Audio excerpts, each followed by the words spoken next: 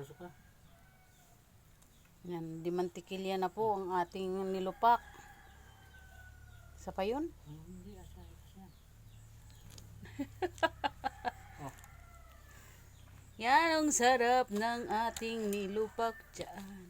O, tingnan nyo, o. Hindi dapat sa kabila. Lagyan din? Hindi, asa. Yan, nilagyan na rin po yan ng ating peanut butter. Ganyan. Yan ang sarap po ng ating nilupak. Ako po, yan ang sarap.